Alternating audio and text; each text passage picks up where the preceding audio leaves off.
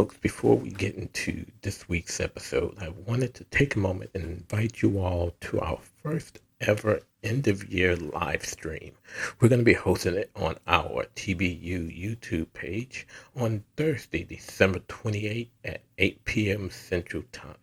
So join me as well as other members of the TBU staff as we look back on 2023 and talk about our hopes for the Batman universe in 2024. So again, join us this coming Thursday, December 28th at 8 p.m. Central Standard Time on the Batman Universe's YouTube channel. I hope to see you all there. Enjoy the episode. This podcast is part of the Batman Universe Podcast Network, hosted by thebatmanuniverse.net. Here, we love talking about everything Batman. Thebatmanuniverse.net has news, original content, and reviews about Batman comics, movies, TV shows, video games, and more. Check out thebatmanuniverse.net and join our Discord server to start chatting with fellow fans. We can't wait to talk to you guys. Also, visit our Patreon page and join our other awesome supporters. But enough of this nonsense. On with the show.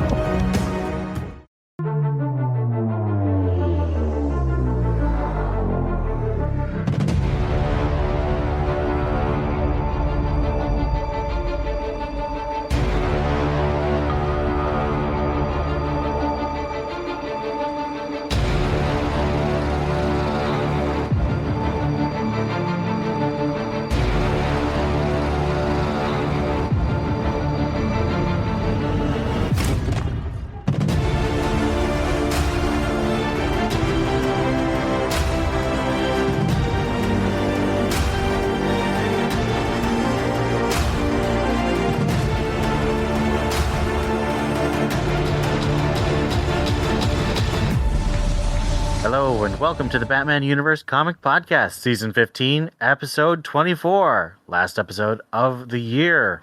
I'm your host, Ian, and I have with me... This is Steph. And this is Theo. And, well, this is the last episode of the year, so what are we looking forward to in 2024 for DC Comics? Well, Batman Universe Comics. Oh, man.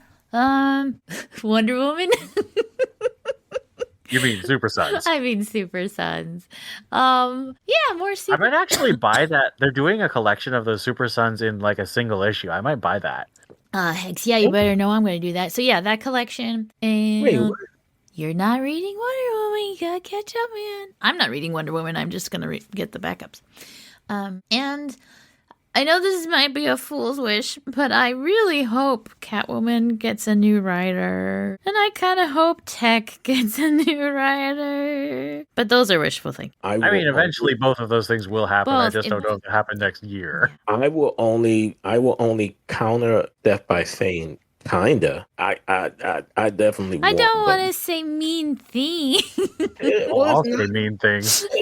It's not mean, it's factual. I mean, Catwoman has just been horrid. Every single issue that I've read, whether by mistake or purposely, have been terrible.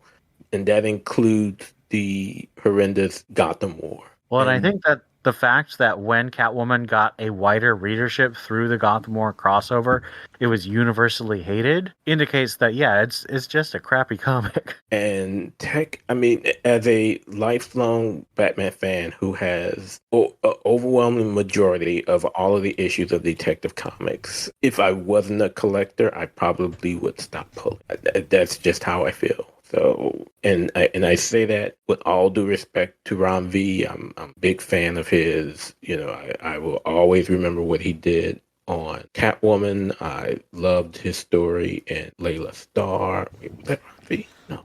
Wait, yeah, no. That's late Ron V. I think it's just a mistake, like a mismatch. I just don't think he was the right writer for Tech, and we were wrong. And that's okay. Yeah. Not everybody's a good fit for every title. Anyway, didn't mean to bring down the thing too much, but yeah.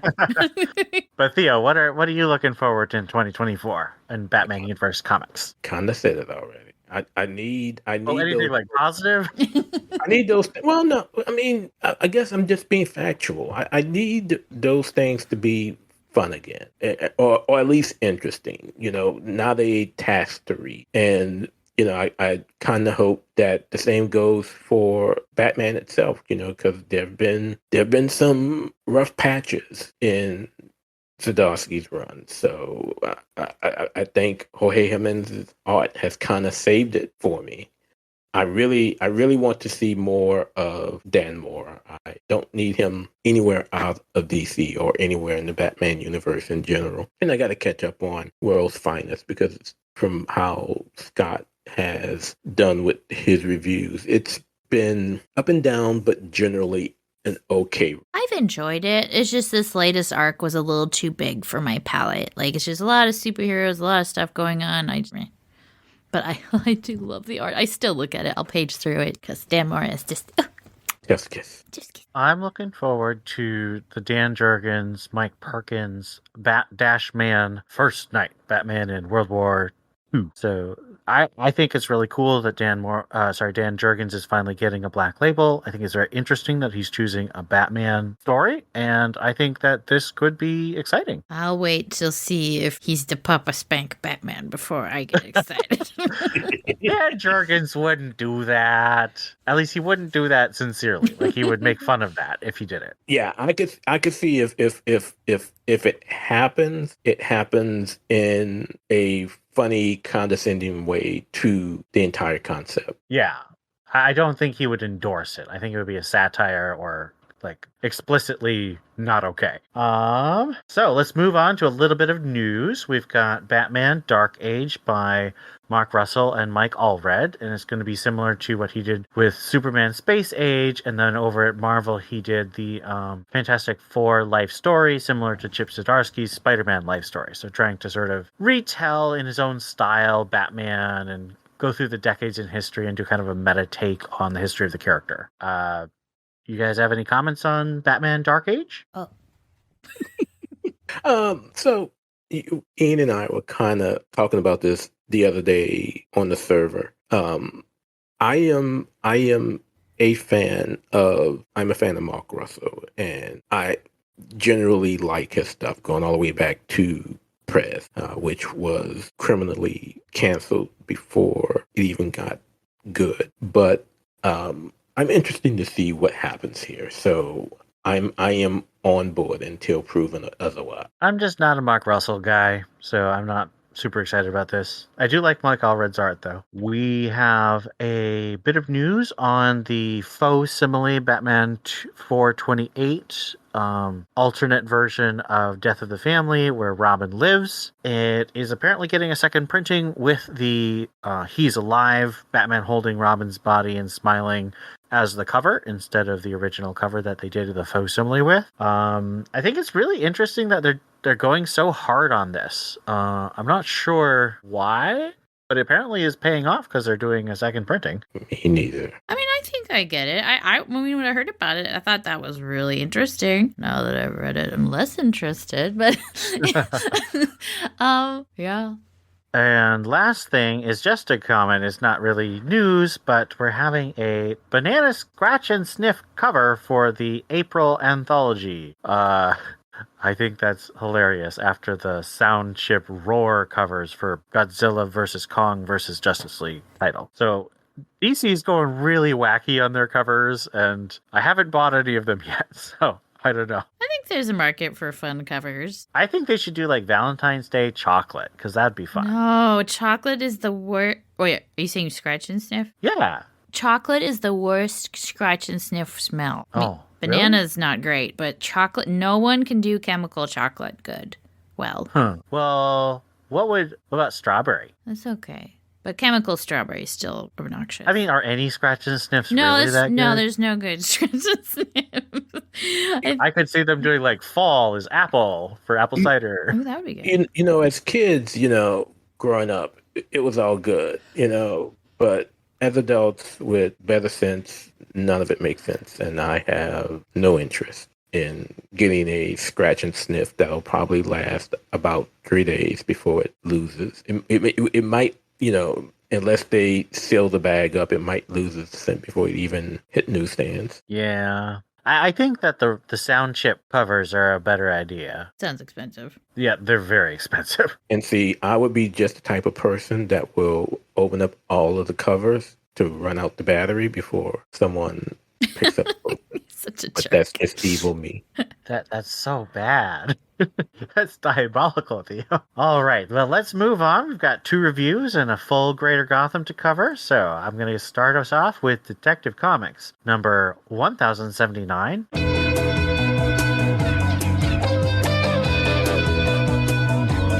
The main story is called Gotham Nocturne Intermezzo Batman Outlaw Part 4. Written by Ram V, art by Jason Sean Alexander and Liam Sharp, colors by Dave Stewart. As Catwoman sees Batman's body hanging, she thinks that the Orgums have won. Her team mourns. Oracle, Azrael, Cheshire and Shoes, Cassandra Cain Batgirl, and Mr. Freeze, as Shavad claims victory. Oracle asks Catwoman for direction. Shoes and Cheshire break free of their attackers, and Azrael faces Gale the Wolfman. As Shavad demands Selina surrender to her, Catwoman reveals that she's actually Aiko Hasegawa, the second Catwoman, and uses a smoke bomb to break free. Selina, disguised as an Orgum guard, steals Batman's body, still living, but poisoned by one of Ivy's concoctions. Solomon Grundy, Cheshire, and Shoes arrive to help escort Batman's body to Gordon and his van. Freeze betrays Cassandra, letting the attempt to destroy the reality engine founder. Renee Montoya dons the mask of the Question again and fights the Orgum. The last part of Selina's heist remains: get Batman's body to Talia's boat at the dock. So, did you like the twist? So last issue, the middle of this arc, it was Batman was hanging, and it felt like they lost. And obviously, when we reviewed it, we're like, of course he's not dead. This is a heist. But did you feel like the twist, where they revealed how he's not dead, was satisfying and fun? Okay. So when Catwoman ended up being Aiko, I was like, I told you. I told Theo or Ian that she was part of the group. I knew it. So that was kind of cool. And then, so I didn't expect Catwoman to be the guard. I read through the one speech bubble explanation of how he survived. And I read it a few times. And I was like, it doesn't make any sense. That's so stupid. What? So he was dead when he was alive, but when he got hanged, he suddenly was alive? What? So the twist that Selina was not really Catwoman in the thing, that was cool. I really liked that. The fact that Bruce was appearing to be dead, I mean, the only thing that made sense to me was that the Asmar might have had control of him during that time, so that's why he said what he said. And then the adrenaline, I don't know, dude. Let me help you. Let me help you try to make it make sense. Mm-hmm. It's comic book science. Because it's not actual science. It's not actual. No, I get that, but the logic of it was bad. I mean, because here's something that's typical about hangings. Not only do most folks back in the day when they were hanged die from asphyxiation, but they die from a broken neck. Broken neck, that's right. And this doesn't happen. That's what happens when the force of the drop breaks the person's neck. It paralyzes them, and they're just, and none of that happens. Well, so I kind of, so now I chalk that up to the adrenaline is running, maybe his neck, who's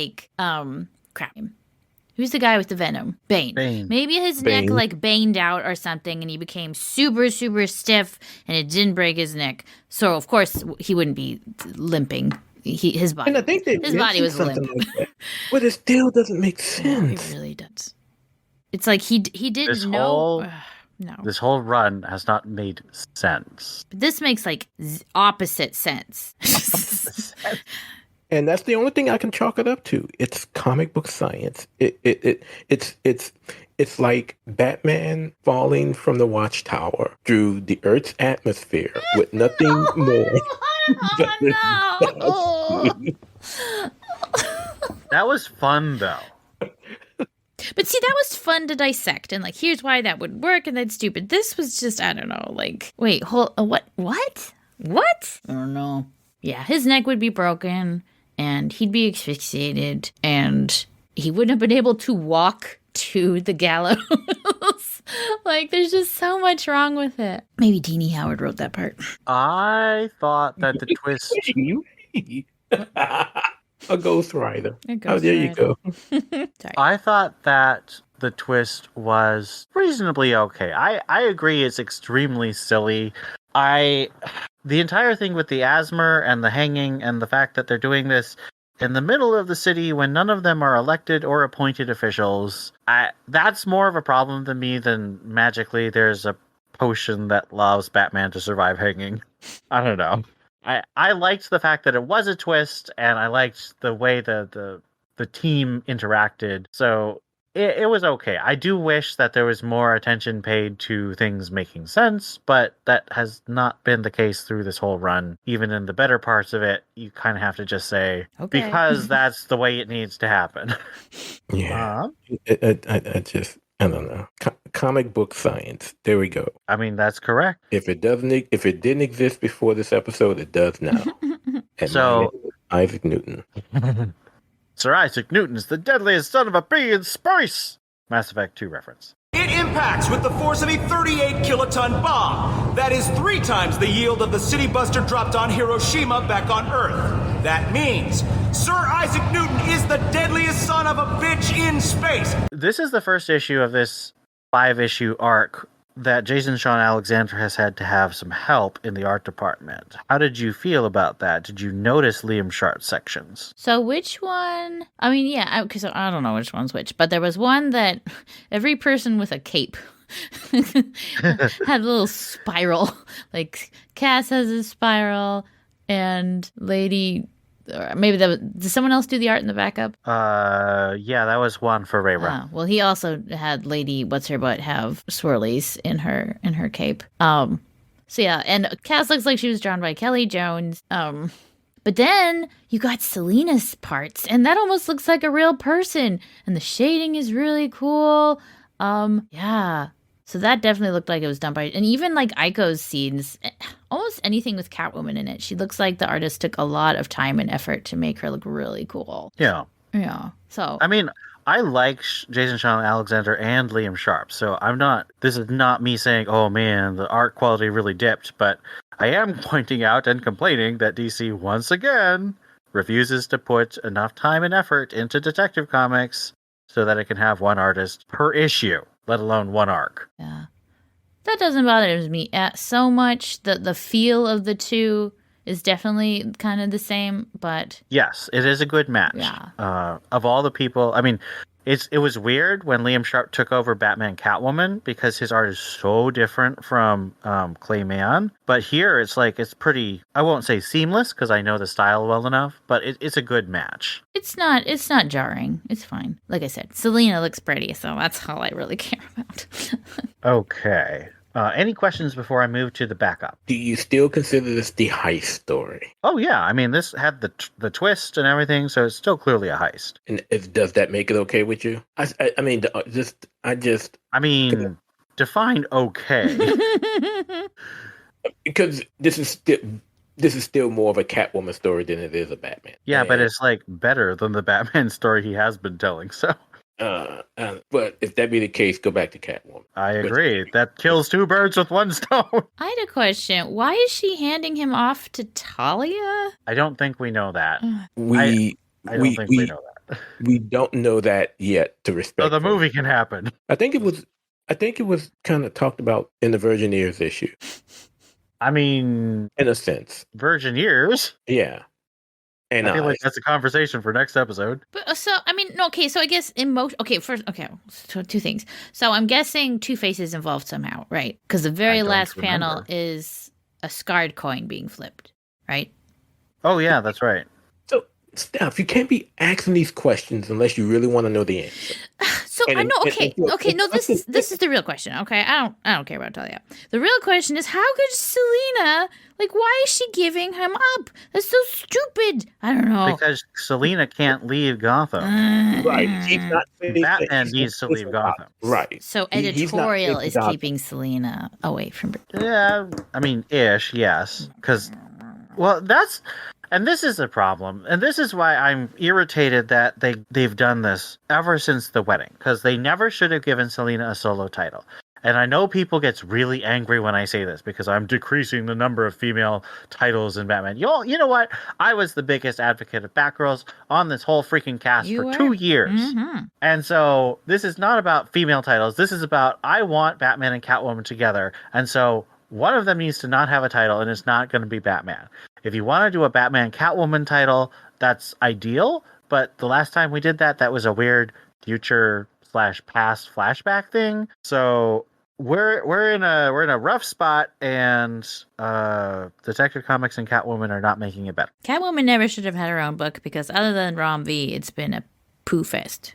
Other than so it was Joelle Jones, and then it was her art was great, and her flashback and her like flashback and your dream stuff was great, but the story was poo poo. Oh, the Villa Hermosa stuff was just poo poo. That was so boring. Yeah. I was sitting there being like, who thought this was an interesting idea? Because none of it is interesting. Did she create Father Valley or did she introduce Father Valley? No, that was Romvy. Okay.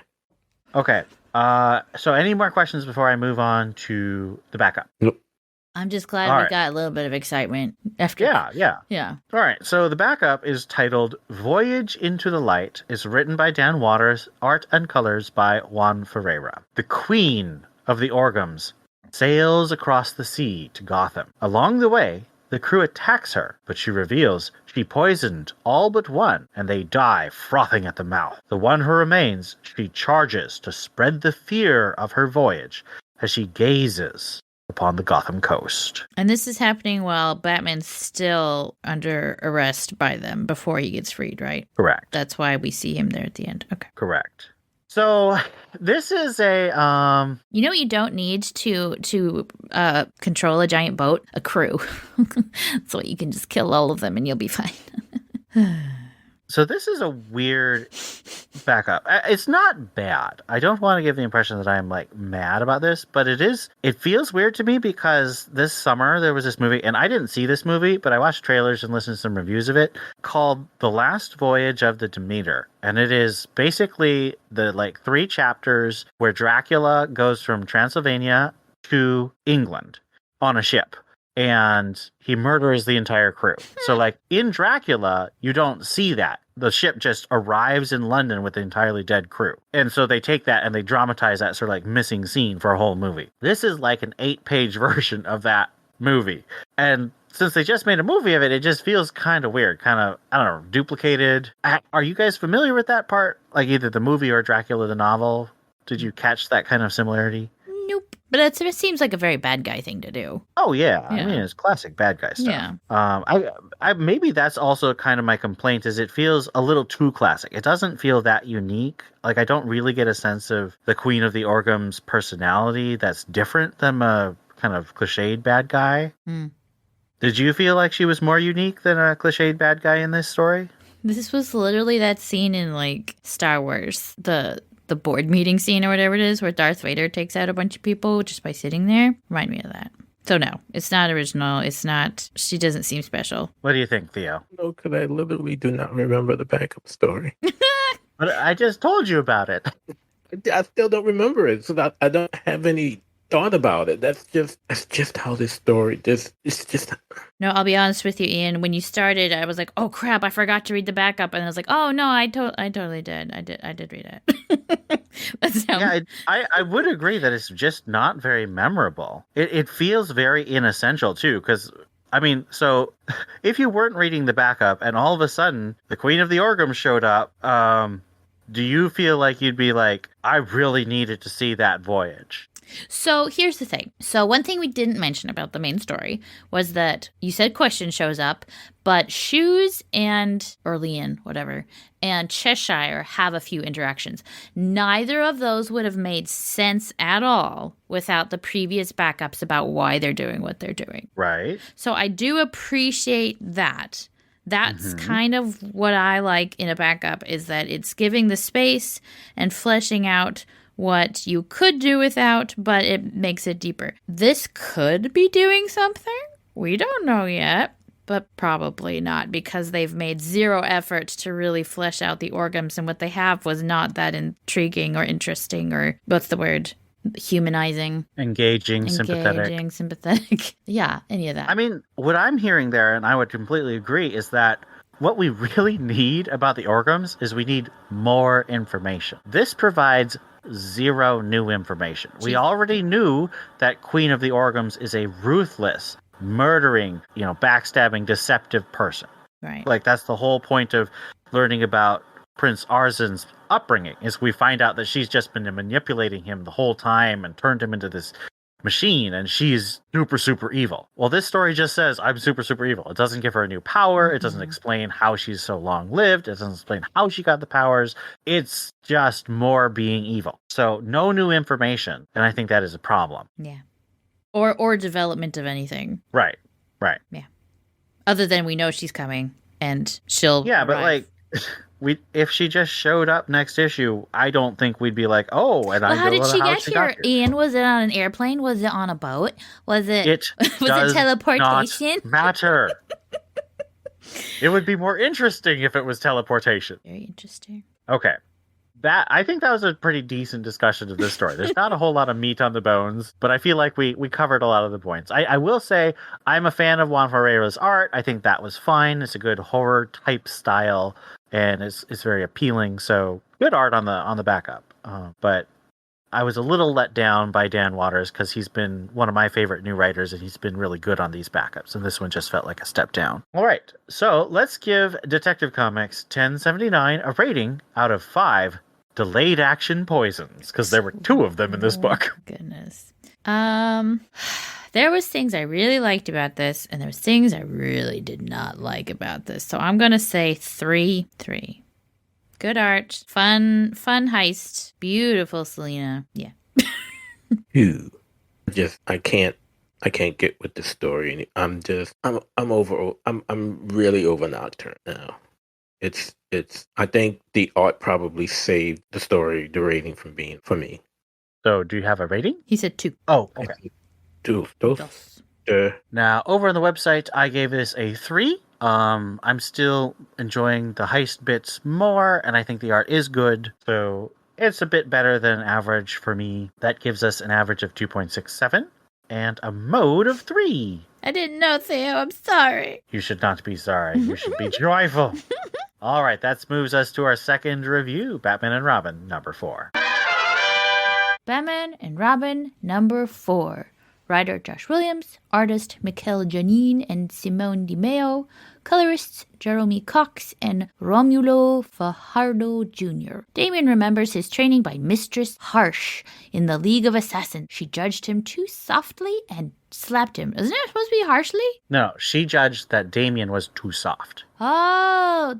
She judged him too soft. Okay. She judged him too soft and slapped him, but Talia was displeased by this and allowed Damien to judge her. Harsh begged Damien to continue his training with her, but he smirked and she was dragged away. In the present day, Shush walks with her robot in the Gotham Zoo by night as her boss, the evolved Man-Bat, interrogates an upside-down and bound Robin. Man-Bat wishes to take over Gotham, so he poised Batman against the Bat. Batman arrives with White Rabbit, driving Man-Bat away. Langstrom drags Shush with him, while White Rabbit kicks down the evolved terrible trio. Robin finds Dr. Kafira, but the poison has worn off, and Batman embraces his symbolic animals once more. They examine the evolved terrible trio and worry about what Man-Bat will do next. White Rabbit runs off, and Batman and Robin chase her, competing with each other to catch her first. The next day, at Gotham City High School, Principal Stone upbraids. Mm-hmm. What's that? Scolds. The next day at Gotham City High School, Principal Stone scolds Bruce for his playboy ways, telling him to set an example for Damien. Damien tells his father that he believes Principal Stone is actually Mistress Harsh and Shush. First question. Do you think that Man-Bat is a good big bad either for this arc or for a while? No. I love good Langstrom. Like, what was that? Oh, there was some story with him. It was some anthology story about a woman who's walking home alone and she gets saved by Man-Bat and she like becomes his friend. She's like a retired cafeteria lady or librarian or school something or other. Anyway, it was a really good story. Oh, yeah, I remember that. Yeah. That was in Urban Legends, I think. Yeah, I think it was too. And it was just one of the few really good Urban Legends stories. Very few. And it was just a lovely little story. And I just love when Langstrom is fighting the evil in him or the Man-Bat in him. And so to just throw that all away and just whatever this was, I don't know. Meh. Yeah, I tend to agree. What do you think, Theo? Why do I feel okay with it? I mean, you can. Different opinions, man. Otherwise, we just have one person on the cast. Which would be me, because I'm clearly right. Okay. That was a joke, by the way.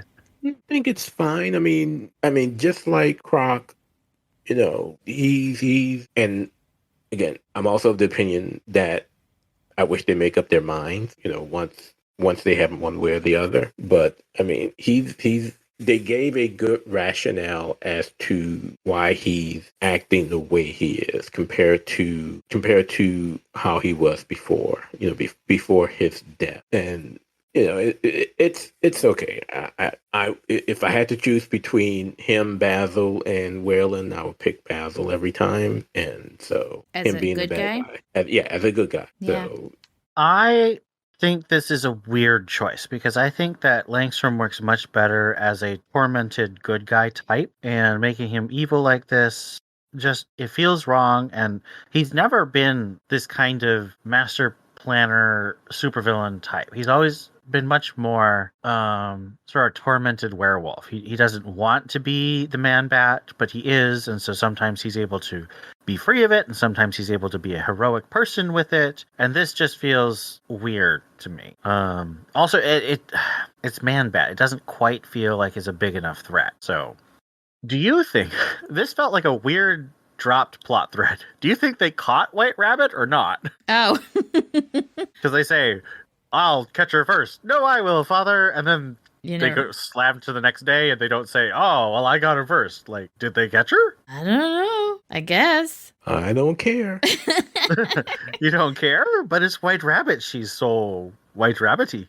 Unless White Rabbit is in that Art Germ cover, who cares? Although it was a good pretty use sexy this issue. It was a good use of her too, just as in the whole damsel not in distress type of character, running away from the bad guys, although she was working with them at one point. So it was a good use of the character. I liked that she was more of a Selena role in this, and that, yes, she's probably a criminal, she's done things, but she's also like a human and was in trouble and maybe isn't the worst of them. Like, of all the bad guys in the issue, she was the least one. So she was the enemy of my enemy, kind of. And I don't know. I like that. I think there needs to be more of that. See, I didn't see her that way. I saw her more of a Harley. Yeah, that's kind of what I meant. Like, I almost said Harley too. Like a Harley, not necessarily like exactly like Selena, but a character that's more chaos than actual like villain. Yeah, she seemed more of a non-psychotic Harley Quinn trying to fit in wherever she could. And it just so happened to be with Bruce and Damien. You know who'd be fun? Roxy Rocket. We need more Roxy Rocket in the comics. Do you know where Roxy Rocket shows up in the comics? I know I've seen her before. I forgot where, though. Stephanie Brown's Batgirl Run. God, you know how long ago that was? Yes, I do. I've counted every frickin' year. But wait, she was used recently, wasn't she? Like in the last few I think years. Superman might have used her. I think she was in some like girls' night out, something or other. I think she was in Superman, but I could be wrong. I might be confusing her with Livewire. She didn't show up in that stupid Birds of Prey. No, I don't think so. I don't think so, but I feel like I'm behind on that book now. No. The stupid urban legend. No. Oh, geez. No, that wasn't her. But you guys haven't answered. Do you think she got caught or not? Oh, well, I gave the answer. Theo said he doesn't care. I said I have no idea. I said I guess. I'm going to say no, but I think it's weird. That's a weird transition. Yeah. Last question for this issue. What do you think about Mikhail Hanin's fill-in art for this issue? So before this, it's all been Simone DeMeo, but in this fourth issue, we've got Mikhail filling in for it. Well, I could definitely tell when it was Mikhail because he's so good. It's beautiful. I loved Mikhail's art. I kind of wish he was on this title instead of freaking JSA. So it was nice. It was a little, got a little Tom King nostalgia just because he did so much of Tom King that seeing his. Yeah, well, his first big thing was Grayson with Tom King and Tim Seeley, and then he went on to Batman with Tom King. So I agree. It does feel like Tom King, but he's done a ton of stuff by himself, like not with Tom King too. But no, it was definitely more, I don't know, not jarring. Still, I think they gel well together, but definitely there is more of an art difference. Well, there's an art style difference, but I think actually it's the colorists that's the biggest difference. Well, this is so Mikhail's been mostly working with Jordi Belair and Tomu More and Jun Chung on colors, especially on Batman. But on Grayson, he was colored by Jeremy Cox, who colors him here. And I love Jeremy Cox's colors. This looks gorgeous. They're a lot more saturated. Like the reds are sort of a darker and more vivid red, and the blues. I just love his colors, and I think it was a great. Oh, and I wasn't trying to say anything bad about either of them. I just want to say that the one of them definitely looks like there's more like an ethereal glow everywhere, and then that's Simone. Yeah, and then the other one just doesn't. And again, that's not bad. It's just totally different. Yeah. Well, I think, and I'm in total agreement with regards to Janin's art. Just absolutely beautiful. I loved it. I think, and I hate to sound like a pooper when I say this, but at some point, I think DeMeo's art wears on you, and not necessarily the art, then maybe the color. It does kind of all seem similarly colored. Yeah, it seems to become bland, and you could see it even in the covers for Brave and the Bold. It looked like you could drop right into an issue of Batman and Robin that he's drawn. And I think that just becomes, it becomes monotone, even though it's colored. You know what I mean? It's just... No, I agree completely. bland. I think that's a good observation. Especially when you compare it with Janine and Cox working together with these really bright contrasts. Yeah. No, I agree. And it's interesting because we're going to get Nicola Shizmashia doing a 2-issue arc next. So that'll be a nice contrast too, because I really like his art. All right, let's give Batman and Robin #4 a rating out of 5 temporary poisons. So for Detective, it was delayed action poisons. This is temporary poisons. My goodness. So there's a theme, see? Did you realize that both of them, one was activated by adrenaline and the other one was deactivated by adrenaline? Oh, I didn't notice that. It's even more thematic. Oh my lord. Well, I definitely enjoyed it more than Tech, but it's definitely not worth a 4. So I'll say a 3.5. I will say 3.25. I'm going to say a 3. And on the website, Daniel gave it a 2.5. So that gives us a average rating of 3.06. And no mean, there was a mean, but no mode, but there is a descending theme that I think is fun. That brings us to the end of our reviews, so let's move on to our Greater Gotham.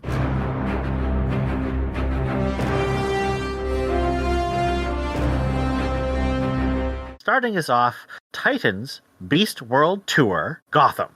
This is a one-shot anthology tie-in to the Titans Beast World event, and it shows what is happening in Gotham. So I didn't know that, so I started reading it, and I was really, really glad that the first story ended before the issue was over.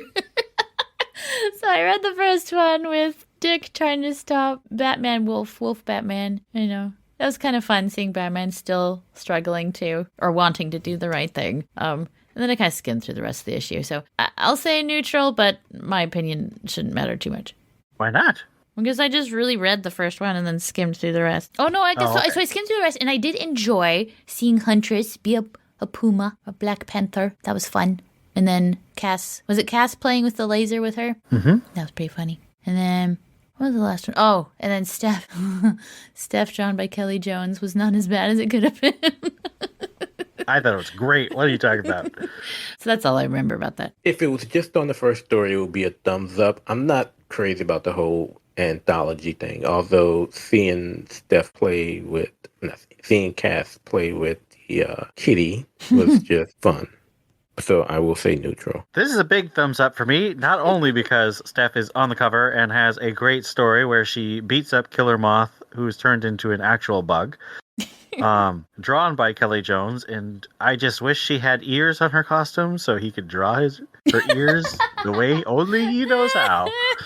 You having ear envy for your favorite character? I am. I think that overall, it's kind of almost every story is a joke. Like it's literally just a punchline. So the first story with Batman, it's a joke about Batman being a good boy. And I'm actually self-promotion time. I did a whole video comparing this short story with the Eisner-winning short story Tom King did called Good Boy also. But he won an Eisner with that, and I don't think this is going to win an Eisner. That one was... But now, is it safe to assume that the first story is the story that's in line with the rest of the event? The first one seemed to have more editor's notes and was like, it seemed like it was just after something that had happened in the Beast Boy story. Yeah. Yeah. Mm-hmm. Oh, and just FYI, Roxy Rocket's last appearance was in the White Knight universe when Azrael well, that would make sense. When what? Azrael killed her in Curse of the White Knight. Oh man. Azrael killed too many people. I feel like all of the stories in this were too short, except for the Steph story. I mean, no, they were too long, except for the Steph story. Yeah, that one's pretty The Steph story should have had 2 more pages. Every other story should have had 1 to 4 fewer pages. I liked the idea of the Cass and Huntress story because those are 2 of my favorite characters, but I felt that it was too long. It should have been 4 pages instead of 6, and I did not like the art very much. I will say the whole idea and the whole arc is so stupid, and I'm glad they're embracing that. Like, they're not trying to take themselves they're definitely seriously. making it all a joke. Not taking themselves seriously, and I appreciate that. All right. Let's move to Batman number 428, The Faux-Simile Robin Lives. So I only watched the Casually Comics. I said Curiously Comics. Curiously Comics. So I kind of feel like she made my opinion for me. But I would say neutral. It's very underhanded, so neutral. This is a thumbs down for me, and I mean, for the whole Jason Lives thing, it's just a few.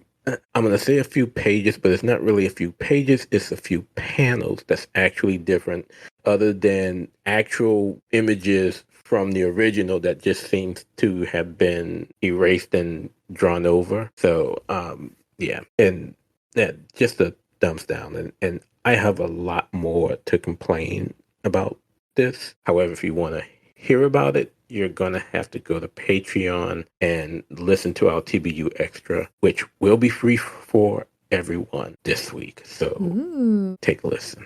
This is a neutral for me. Like, it's not bad, but it is super low effort. So you're basically paying for about 2 to 3 pages that are different. And it is one of those classic stories, and it's kind of a fun concept, but doesn't feel super worth it to me. Even though clearly a lot of people disagree with us and bought it, so they're doing a second printing. Batman, Gargoyle of Gotham, number 2. Abstain. Neutral. Abstain. Batman, City of Madness, number 2. Abstain. Thumbs up. I am still on board with this story. I am even more on board with the art. The art is just downright beautiful. Still abstaining. Outsiders, number 2. You know what? You all suck. Y'all supposed to be reading this with me. I My promise is to read the first issue of every new series, and then I decide if I want to keep going, and I decided I didn't want to. I didn't want to. All right. Outsiders, number 2. Thumbs up. It's turning into like an episodic X-Files thing. Thumbs up for me too. I like the relationship building between Luke and Kate. They're a fun team, and drummers there. Thumbs up for me too. I really love the art. This is clearly, I think the description of X-Files is a good one. It's clearly trying to copy the Warren Ellis, John Cassaday series Planetary. There's a bunch of explicit and implicit references. And that was sort of like X-Files crossed with like a Explorers of the Universe type story.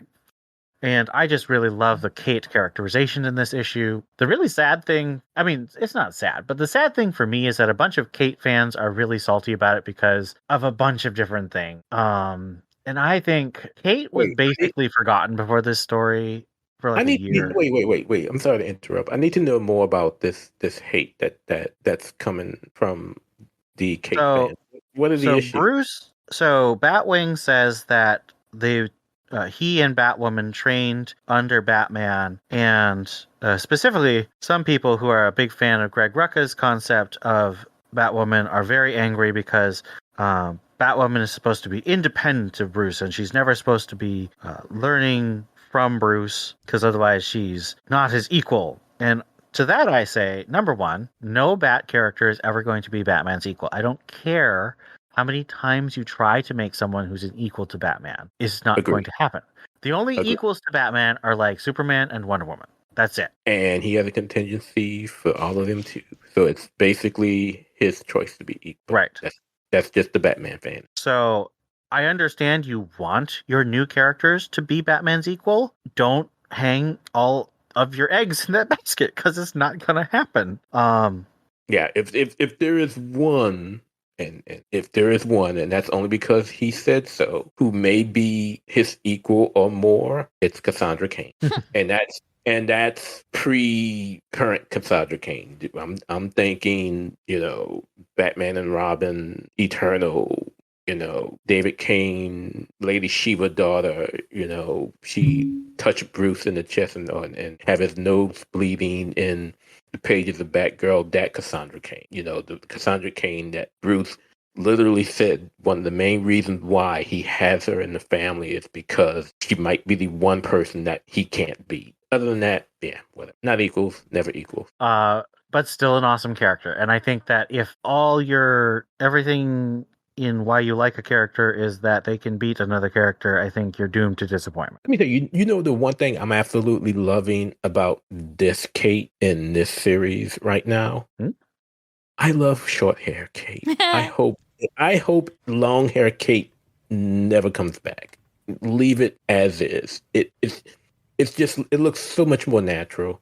It's a shaved side bob, right? Think so? That was one of my favorite. To tell. That's one of my favorite hairs. Yeah, just leave short hair Kate as is, and no more ways. Like Buzz Kate. I still don't like Buzz Kate. No, well, I mean, this isn't Buzz Kate. So. No, it's not. Thankfully. Okay, Batman, Santa Claus, Silent Night, numbers 2 and 3, because this is a weekly series. Yeah, I'm still enjoying it. It's Krampus is a little more layered than just your bad guy. And there might be, I thought it was very interesting. Again, the one-liners are not landing. The one-liners are awful. The writing's it's not the worst it could be, but it could use some polishing. But no, I'm really enjoying the story. And you still got buff Santa Claus.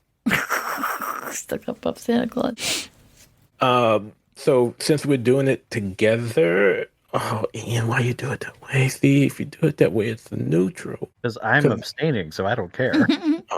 So Steph, executive decision. So separate them out. Issue 2. Thumbs up or thumbs down? I think, I don't remember now which happens in what, but I think I liked 2 better than 3. Me too. Yeah. Yeah, it was a thumbs up for me in 2 and a neutral for me in 3. Because 2 is when you get the backstory, right? And then 3, they're portal jumping and looking for the guy. Yeah.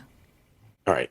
So, yeah. All right. Was the Might Before Christmas anthology. And we're just talking about the Batman or Bat family stories in this. So it How took many, me. how many stories were in it? Three out of 8. So I thought it was kind of cute-ish that the stories were like little reimaginings of famous Christmas movies. So Home Alone was Teen Titans. That was kind of cute. And then what else was there? There was Christmas Carol was Kate. Oh, that was so boring. Batwoman. I hated that. And then there was Damien and Batmite. I was distracted by how this was supposed to be, because it was supposed to be It's a Wonderful Life, right? At least that was the title of the story. It was like It's a Wonderful Might or something like that. Anyway, it had nothing to do with It's a Wonderful Life. And I loved Tim and Dick kind of letting Damien suffer, making him. Is this the one that had the Wonder Woman might, or is that? No. This is just Batmite not realizing there's a new Robin, and so he thinks that Damien's an intruder in the Batcave, and so he's torturing him, and then realizes, oh no, you're his kid. Oh, that's awesome.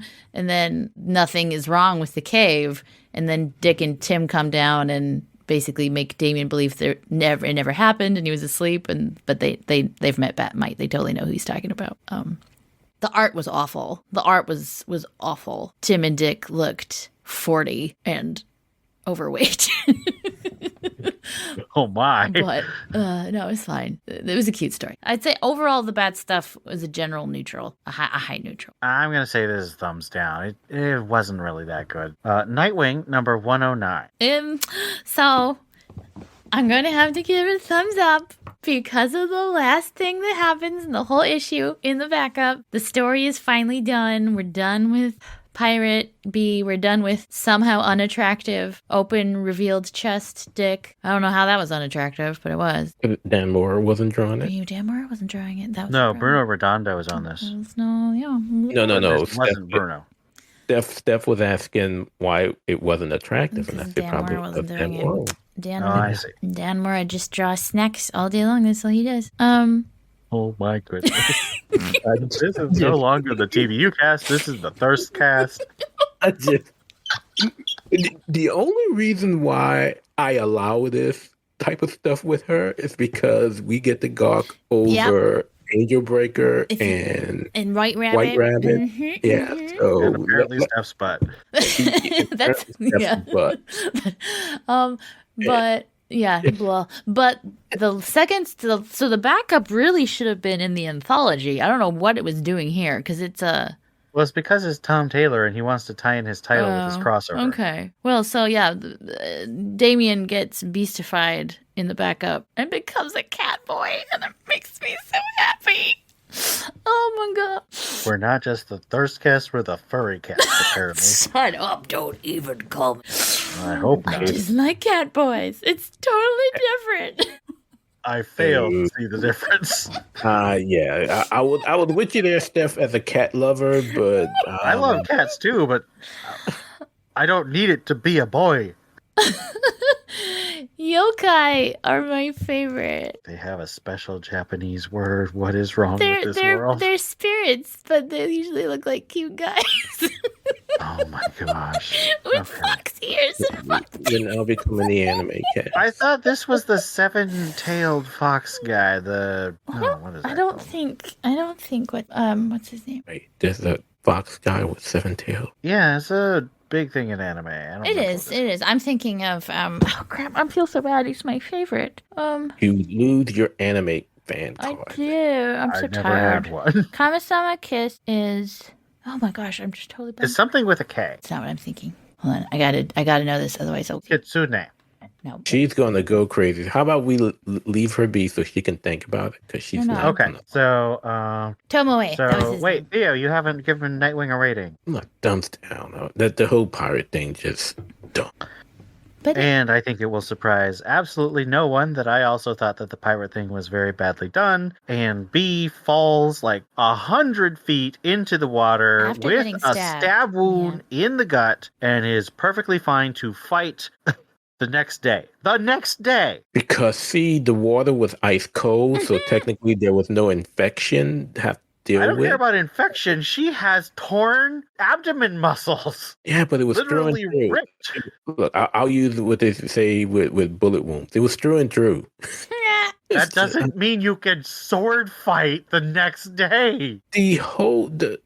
Everything that Tom Taylor has done with B in this arc just killed everything that I loved about the character. Agreed. This is a completely different character. She was well off, just walking off in the sunset, heartbroken. I prefer, as much as I wanted her to stay within the pages of Nightwing, and for her and Dick to have something. I thought I felt better knowing that Dick and Babs were moving on with their relationship after Dick broke up with B. But to bring her back in this form and fashion is just such a diss. Yeah. She was the one thing about Uber Rick that was enjoyable. Oh, I liked the Nightwings. I thought they were fun. Who? The team of like cops and firefighters who wanted to try and be Nightwing. Yeah, until he got the asses whipped. Okay. Well, I mean, that's what happens, right? Catwoman number 60. I skimmed through it and was not entirely interested in spending my time reading. At this point, with this writer on this series, I just would like to see a story where that night scratch mark just gets... and the story ends, and she comes back from the dead with a new writer, and all is well in the world. I mean, I ain't reading this book. So wait, no, stop. I gotta do this. Mm-hmm. So this is a TBU staff backstory. TBU backstory. The day Ian was relieved of having to review Catwoman, you all just don't know. There must have been some glee coming across Ian's face that somehow made it into the Discord server in our conversation after he revealed that, he realized that he didn't have to do it anymore, and it just created an entirely different person. And then he got the story of having to do detective on a bi-weekly basis, and all of it went away. Truer words have never been spoken. I feel like bi-weekly tech is still better. Oh, it's better. I can still find interesting things to talk about. I just was running out of ways to say this title sucked, like over and over again. Bi-weekly tech by Mariko Tamaki was... Oh, no, that was weekly tech. Oh, that was weekly tech. That's right. You had to do it weekly. I had to do it weekly, and it was still chef's kiss. It was murder. It was a good story and a great art. It was murder, death, kill, but still. Yeah. Okay. Batman Off-World number 2. Am I the only one who read this? I didn't read it. Oh, you read this, Theo? Thumbs up. I'm still enjoying it. Yeah, actually, I was surprised. Thumbs up for me too. Like, Jason Aaron actually has a pretty interesting Batman. I still think the setting is weird, but he's making it work okay. And lastly, before we get to Wayne Family Adventures, is Wonder Woman number 4, backup only, because the front one is not. So, my little boy, Baby John, is definitely dead. He is a sassy person now. He's very comfortable insulting Damien, and it's the best character development of all time.